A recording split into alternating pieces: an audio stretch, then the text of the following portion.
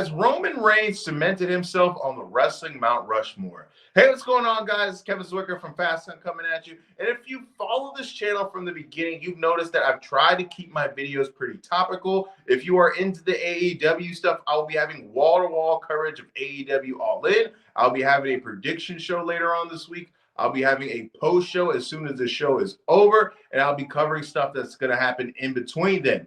But the reason why I am doing this video is right now is if you've caught that post show of SummerSlam that I did with Robin Lundberg, when we started to discuss the return of Roman Reigns, I asked him if he considered Roman Reigns to be on the wrestling Mount Rushmore, and he said yes, and that has been something that has been on my mind ever since. Now, these are the four names that I consider to be the wrestling Mount Rushmore, and these are not my personal four favorite wrestlers, but these are the guys that I consider to be on the Mount Rushmore because of what they've done for the business, the amount of money that they draw, the mainstream exposure that they have outside of the business, and just the impact that they've had on the game.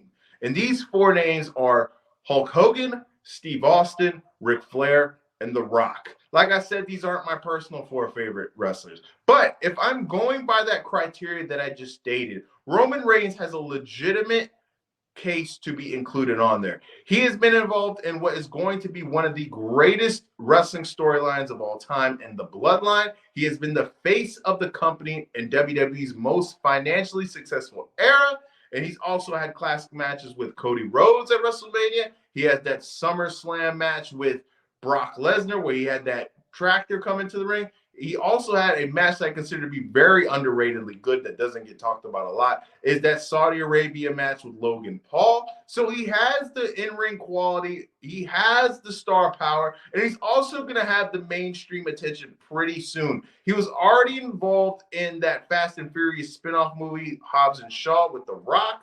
He is also going to be involved in a new movie that's going to be coming out. I don't remember exactly who. I believe Seth Rogen's going to be in it, but it has also a bunch of other big name actors. So he's going to get big time exposure for that. The only problem I have with putting Roman Reigns on this Mount Rushmore is who are you taking out? All right. Are you going to take out Austin?